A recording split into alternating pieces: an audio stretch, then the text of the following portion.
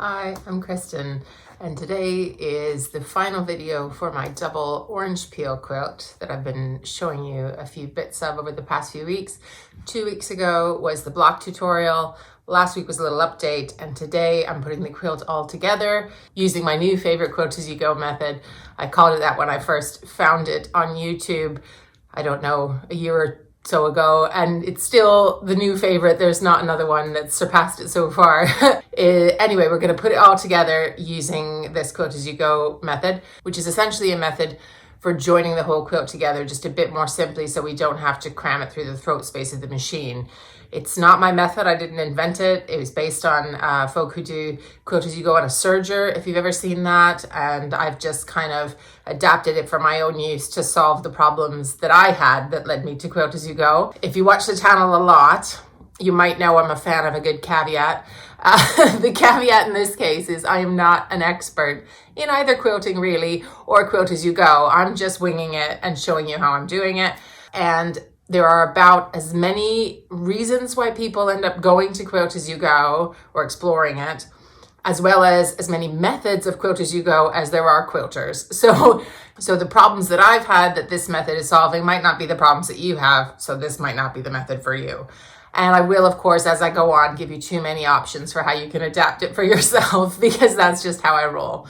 So let's get started. Not too much intro. Let's just get into how I put this double orange peel denim and scrap quilt together. So I made 25 blocks, 5 rows of 5. Again, if you've not seen the previous video, there's a tutorial about making these blocks.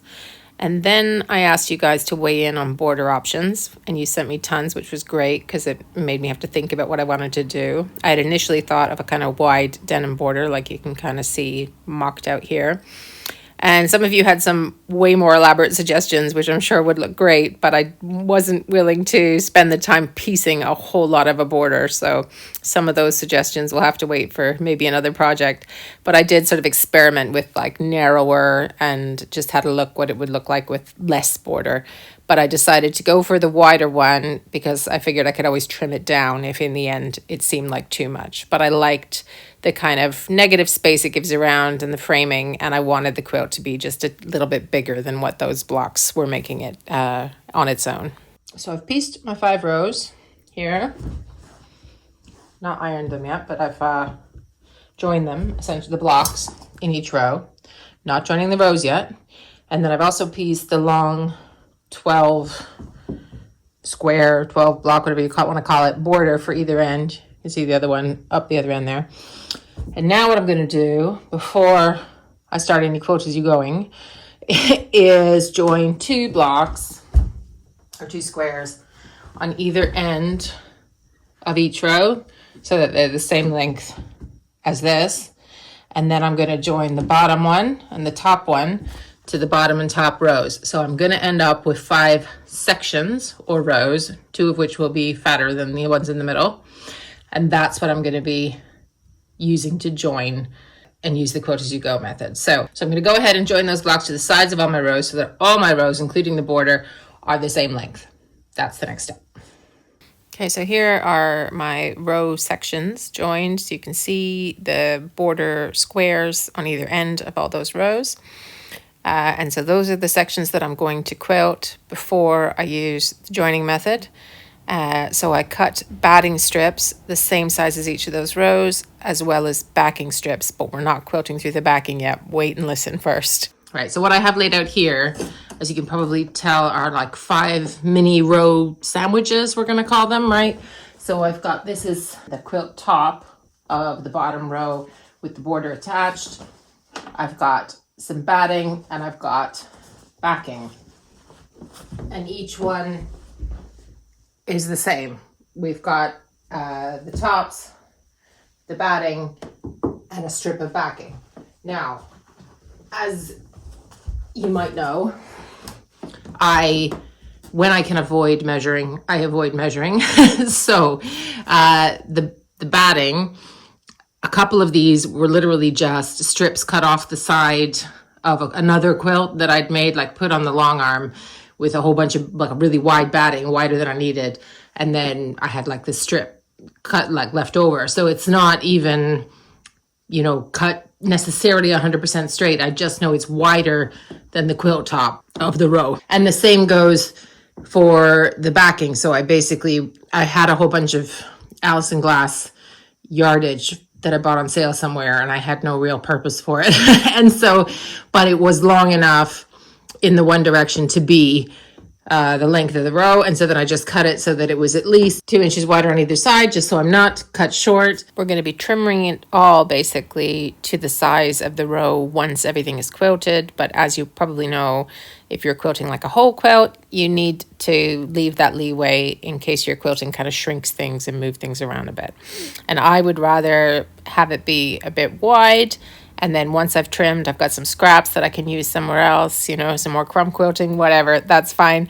If you want to make it more precise, just make sure you're giving yourself that leeway on either side of the row for your batting and your backing so that you're not that smidgen short when we have to go and trim it and join it to itself, if that makes sense. Now I laid all of this out with the backing strips so that I could keep sort of a pattern straight. I was doing pink in the middle, orange either side, and yellow on the two ends. So I was just laying it out on the floor like this so I could keep it straight, but we're not quilting through the backing. Don't quilt through your backing fabric or this isn't going to work. Okay. Okay, so here I am at the sewing machine. I've got, let me just tip this a bit, my row off this way. And I haven't actually basted it, because if I can skip a step, I do. So I'm just being careful that it's flat before I sew each line of stitching. So I've got my stitch length at 3, the same as what I used to put the petals on here. And I'm starting with doing vertical lines between each, I guess, quarter block, if we're calling it that. And I'm going basically, I think it's a 1/4 inch. I'm kind of following the lines on my presser foot basically to go either side of the ditch, as it were. It's a stitching pattern that I quite like because for me it's easier than going in the ditch. You can see the stitches, and for denim it kind of mimics the seams, you know, the stitching on the seams of your jeans, if you have a look at that. So I guess that's why I keep going back to it for stuff like this. Just stitching all the way down. I've been changing my thread colors. So what I'm doing is for each row, the stitches that are going horizontally are different colors. So for this row, it's orange. So these are going to be orange stitches.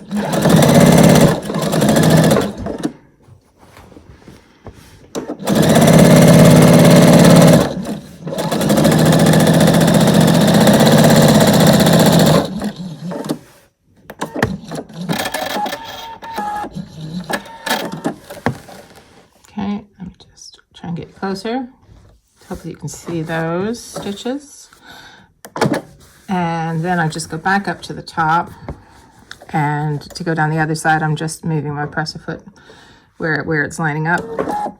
So now it's on the other side.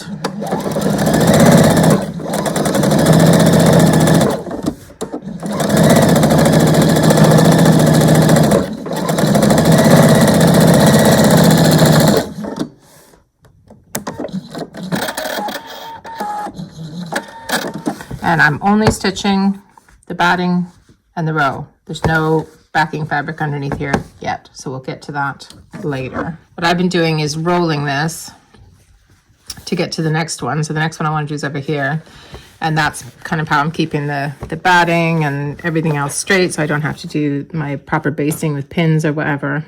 But of course you could spray baste or do whatever makes it easier for you. And if you don't have the same throat space as I have, you could roll it until that gets to be an issue and then turn it around and do it the other way. But this has been working for me. So I quilted all of these vertical lines either side of the ditch for each one of the rows. So going through the row quilt top, I don't know how, I can't think of another way to say it, but the quilt top row, plus the batting, no backing, okay? So for every single row, the same like this. And once I had done all of the vertical lines, I went ahead and did that middle horizontal line. Now, this is a personal choice. You could do this at a different point in the process to include the backing if you want to, but for me, I was thinking it would just involve pushing too much of the quilt through once I got to the end. So I decided to do it here instead, which means that I've got less quilting on the backing fabric than maybe some people would like. So you can see that later, and you can make a choice for yourself when you want to add, quilting in this part. Now, after I've done all of these straight lines, I decided I did want to add some extra quilting to the orange peels, mainly because I was using leftovers of a polyester batting for which I don't have the label anymore.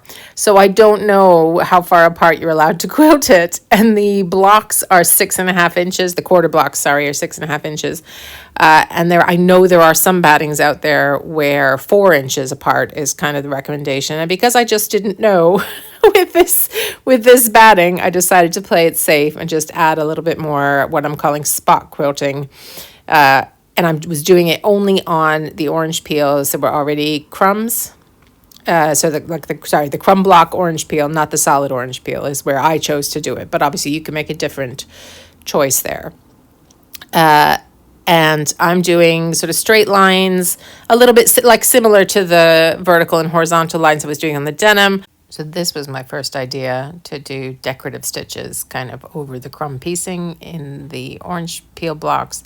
But I showed it to my husband when I was having second thoughts about it, and he said it looked like a football. So I decided to just drop the decorative stitching and do straight line stitching. And also when I was doing the decorative stitching, I was kind of matching the thread color to the orange peel, forgetting that I had kind of changed my thread colors in different ways when I was making the blocks. So I went back to matching whichever thread I had used before. I didn't unpick the decorative ones, so there's a few in the quilt that just look a bit different. That's okay. I just didn't want to spend the time unpicking it. Okay, so here's my first row and my second row as I want to join them. So what I need next is my 2 backing strips. So I'll just get those. Hang on. Okay, so I've got the backing for row 1. So that's going to go underneath. I did iron it, I swear, but then I walked all over it, so it's not ironed anymore. Anyway, okay. So all I'm doing is lining up. I've got one straight edge to my backing strip here. The other edge is just like still the selvage, and we're not worrying about that because that'll get trimmed. So I'm just lining it up. Just to show you what we're doing with our sandwich. Obviously this is rather large. Hang on. Okay, so. Right, so row 1, the backing is underneath the quilted top and batting. Row 2 then is gonna go face down on top of here.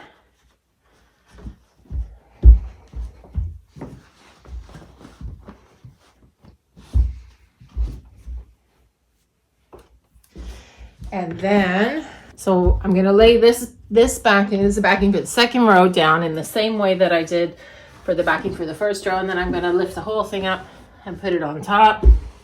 Obviously I could have started with that, but anyway. Like so. And I'll straighten this out before I sew, but just to give you a visual of what we're doing here. So your layers that you go into the machine with are second row backing fabric with your straight edge that's not going to get trimmed again, it's going to get joined face up. Backing fabric for the first row with your straight edge here face down. Row 1 face up, row 2 face down. Okay, so it's kind of like row 2 is hugging row 1 if you want. Okay, and then we are going to be putting all of this together, going to the sewing machine and sewing 1/4 inch down this edge, this one. Okay, I'll talk a bit while I'm doing that about some of your other options and what other folk have suggested, but this is the way I'm doing it. So I'm just gonna get this all, I'm not gonna pin, but I am gonna put some clips where I want the squares to join with my seams. Okay, So that's what I'm going to do. And then we're going to sew our 1/4 inch in between row 1 and 2 to join all this stuff. Okay. Okay, so here we are with row 1 and 2 clipped up where it joins. You can see that. It's a great big fat sandwich. I'm going to take it to the machine and I'm going to sew a 1/4 inch seam. I'm going through everything. I'm going through batting, denim, backing, all the lot. There are obviously other ways to do it. I will talk about those very briefly because I don't want to overload you guys. This is the way I'm doing it. This is the way I find it the easiest. It doesn't mean it's the way you're going to find it easiest. Okay, and I've had lots of folk suggest different ways to do it in the comments of my other videos about this. So feel free to go back and read those as well because they might work better for you than what works well for me, if that makes sense. So I'm using 1/4 inch seam allowance and a straight stitch at set at 2.5. In previous videos where I tried this method for the first time, because it was based on a serger, Quilt-As-You-Go on a serger method, I tried using the serger stitch, overlocking stitch on my machine, which worked as well, but took a little longer. So folk in the comments of those videos were saying, why not try a straight stitch? So I did do that when I tried it after that, and it worked just fine. So I'm doing a straight stitch here. I'm stopping fairly often to check that the seams of those 1/4 blocks are meeting up and to kind of wiggle and straighten the backing fabrics for both the rows to make sure they're keeping sort of taut and straight underneath there. So I'm going pretty slowly. But the reason that I like this method is because you can leave the whole bulk of the quilt to the left, on a table or whatever you can rest it on, instead of trying to squish it underneath the arm of the machine in order to quilt it and all the rest of that stuff. So now I said I was going to talk about some options. Another method that I like a lot is to quilt the block and the batting on their own and then join those into the entire quilt top and then add the backing later. I like to call that the false backing method, but I'm sure there's other names that people give to that method.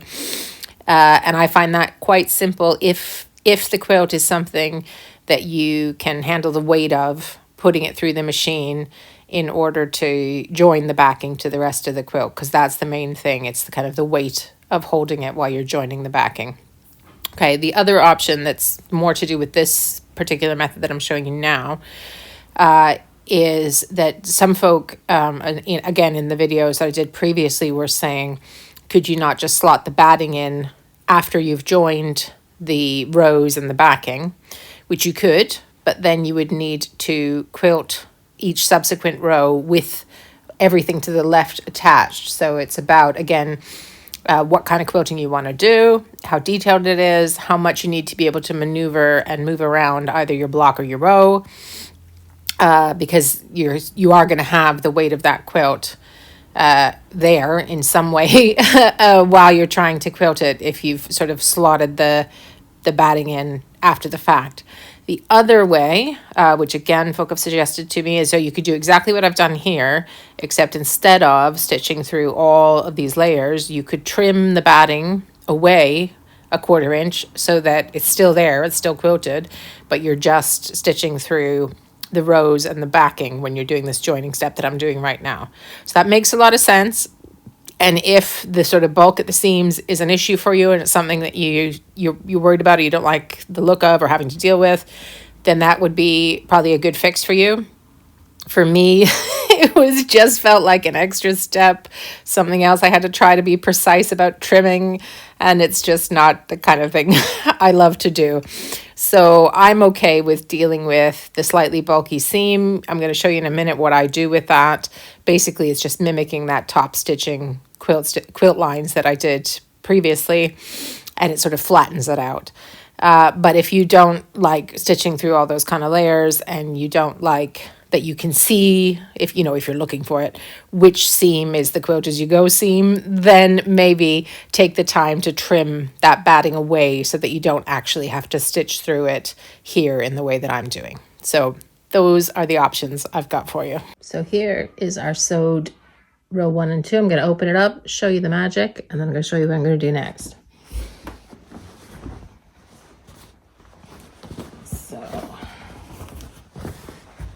There's the front, joined.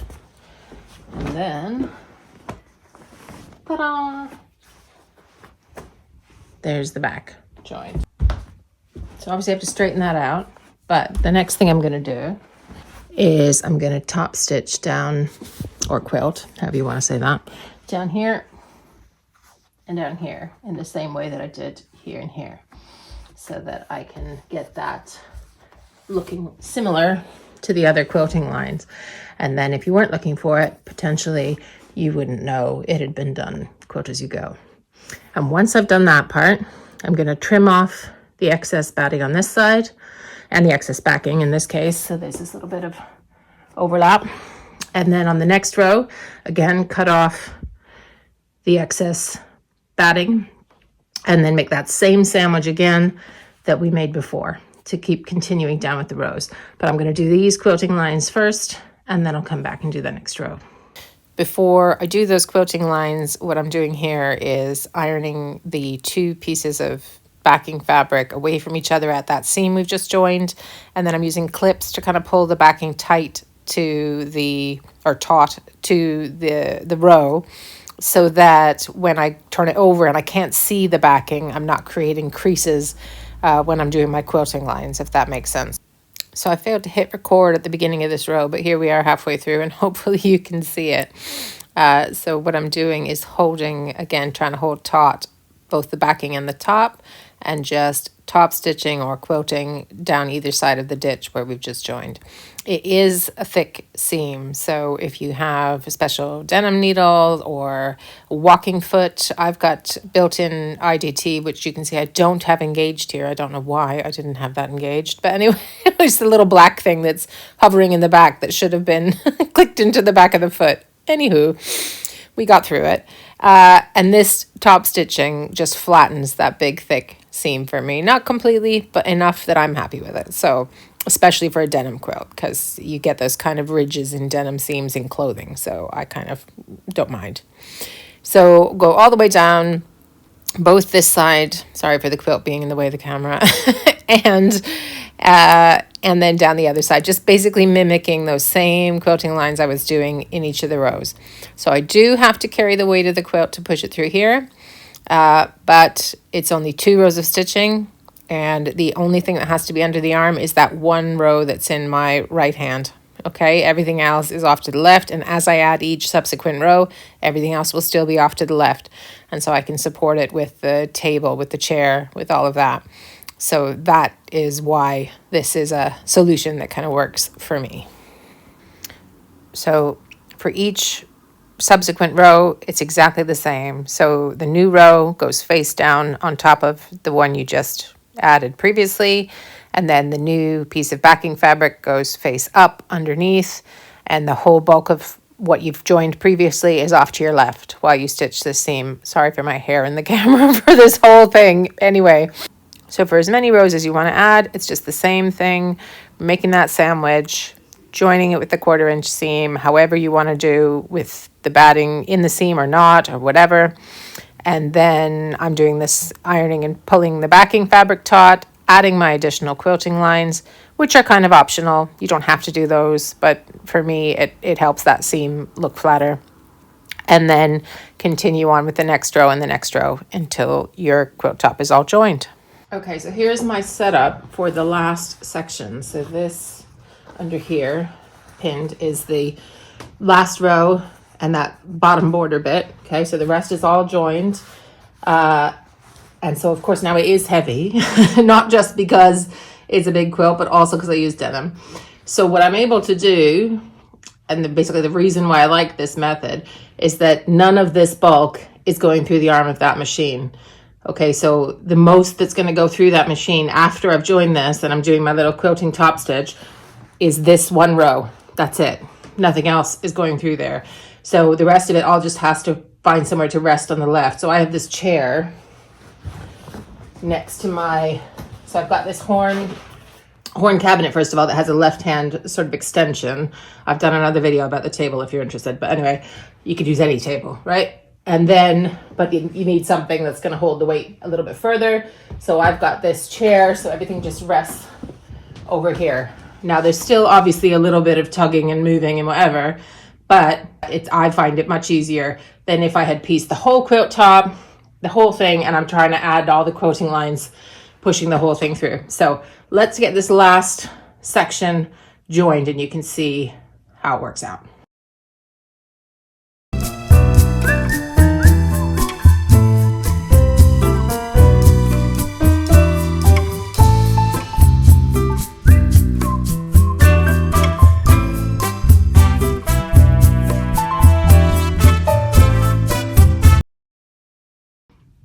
Okay, so I'm hoping you can see this here. I've just draped it over the long arm, even though it absolutely was not done in the long arm.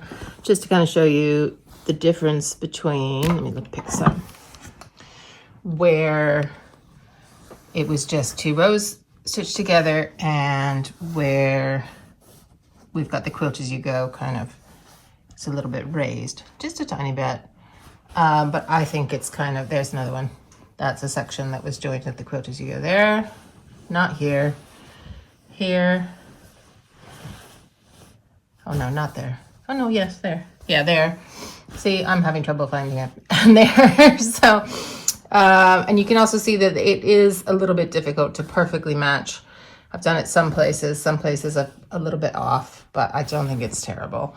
So obviously you could pin to the bejesus to get it, to get it perfectly matched up, if that's gonna be an issue. But I think for a casual kind of denim quilt like this, this just made it much easier for me. I didn't have to take the whole weight of the denim quilt in order to get the quilting between all the rows as I would if I'd had to, if I joined the whole quilt top. So it just solved one particular issue for me, as I said. So I'm going to trim this up, bind it, and then call it done.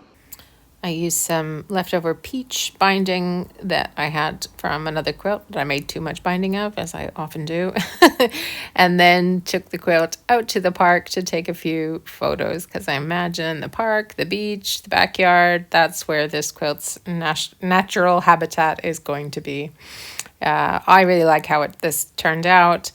I did find the Quilt-As-You-Go method made it easier for me, and I probably would do another quilt this way again.